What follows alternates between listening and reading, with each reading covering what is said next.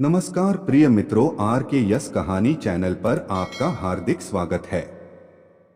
मित्रों, क्या आप जानते हैं कि भूतों का भी बारात निकलती हैं, उनकी भी शादियां होती हैं। ये बातें सुनकर आपको अजीब लगेगी, क्योंकि कुछ लोगों का मानना है कि भूत होते हैं और कुछ लोगों का मानना है कि भूत नहीं होते हैं। लेकिन मित्रों, एक ऐसा देश है जहां पर भूतों की बारात सच में निकलती है और भूतों का भी शादी होती है। वहां के लोगों का कहना है, क्या उनके सपने नहीं होते, उनकी इच्छाएं नहीं होती हैं।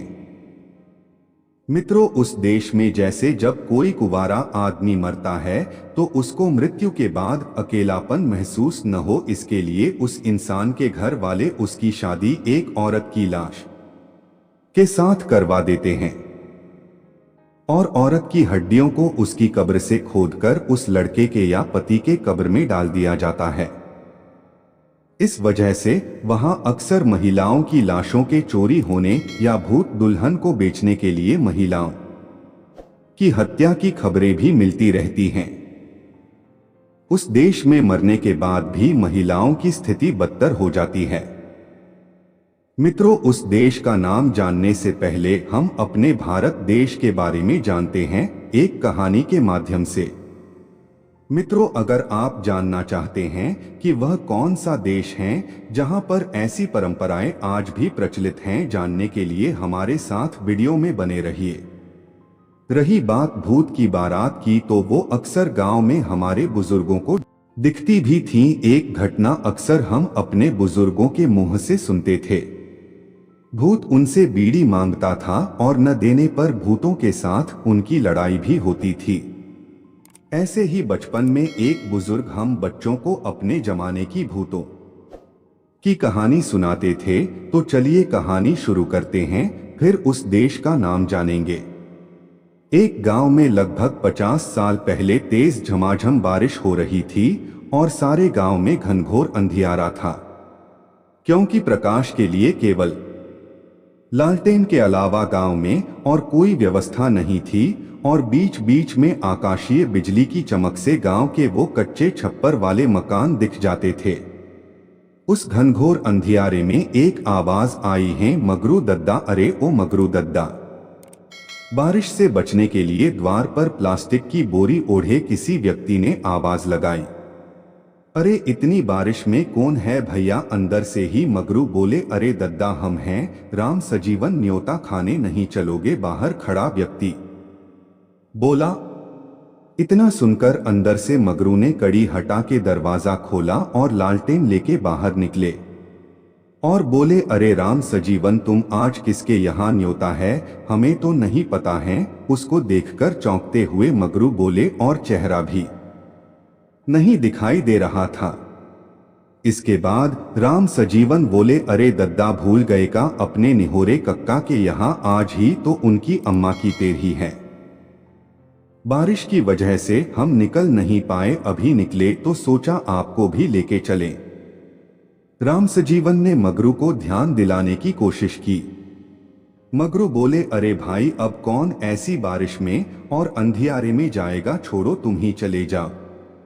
राम सजीवन बोला, अरे दद्दा कैसी बातें कर रहे हो? अबे तो 7 ही बजे हैं, अभी हम घड़ी देखकर आ ही रहा हूं। बारिश की वजह से इतना अंधेरा लग रहा, एक से अच्छे 2 लोग रहेंगे। हम तो आपई की वजह से जा रहे थे, आप नहीं जा रहे हो तो हम भी नहीं जा रहे। हिम्मत हारते हुए राम सजीवन बोला। मगरू दद्दा बोले, चलो चलो भैया, पता है मानोगे नहीं, तुम रुको, आ रहे हैं, अभी कपड़ा पहन लें।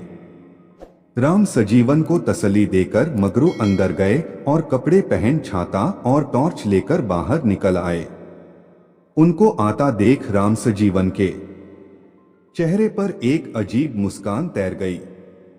मगरू बोले, चलो भैया देखें कि निहोरे कक्का ने कैसी व्यवस्था कर रखी है। बरसात में खाना बाना तो कुछ नहीं होगा, ऐसी बारिश में परेशानी अलग से। बेमन से बोलते हुए मगरू दद्दा उसके साथ चल दिए।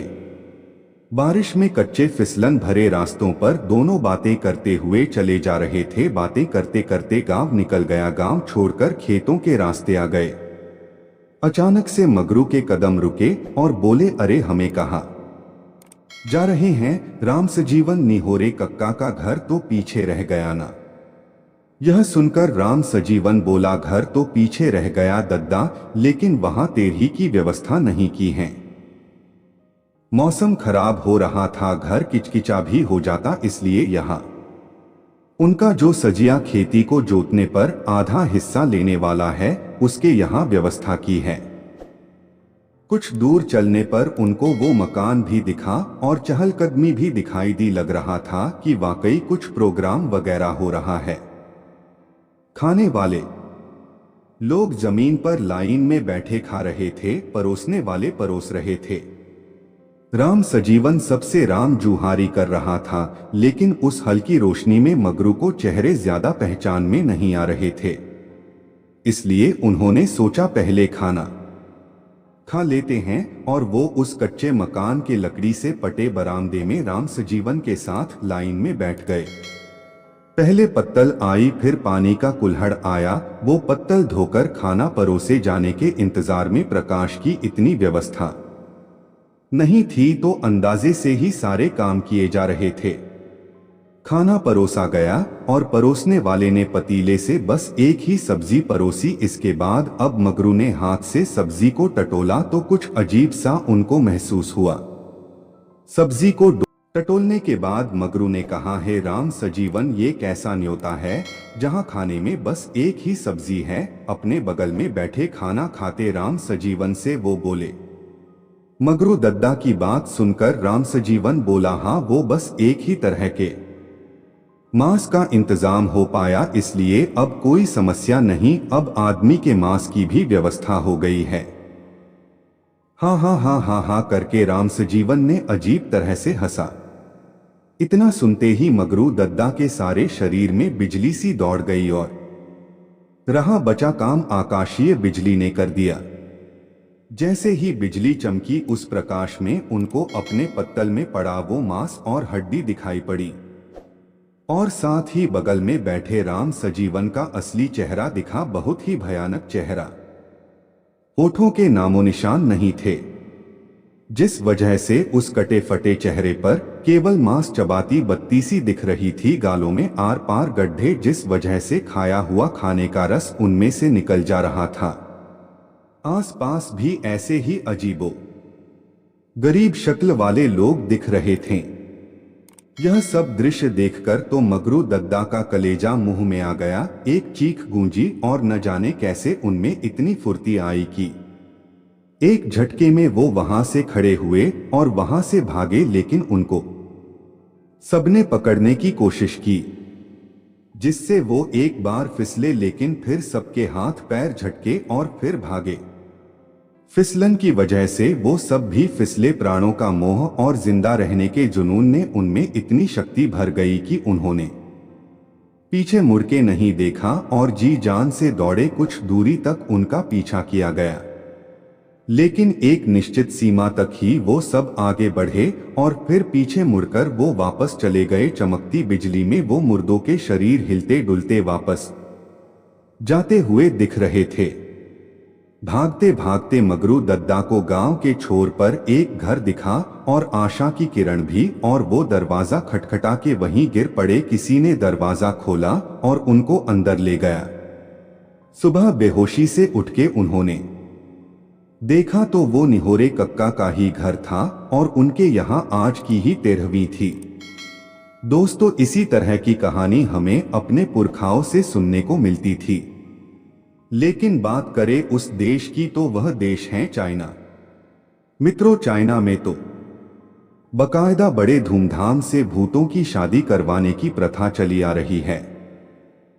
वहां पर जब कोई कुंवारा आदमी मरता है तो उसको मृत्यु के बाद अकेलापन महसूस न हो, इसके लिए उस इंसान के घर वाले उसकी शादी एक औरत की लाश के साथ करवा देते हैं। मित्रों, यह कहानी और जानकारी अच्छी लगी हो तो लाइक करें, और अगर आपने भी अपने दादा बाबा से ऐसी कहानी सुनी है तो कमेंट करके जरूर बताएं। और आपसे निवेदन है कि अगर अभी तक चैनल को सब्सक्राइब नहीं किया है तो अपने कोमल और दयालु दिल मन से सब्सक्राइब जरूर करें।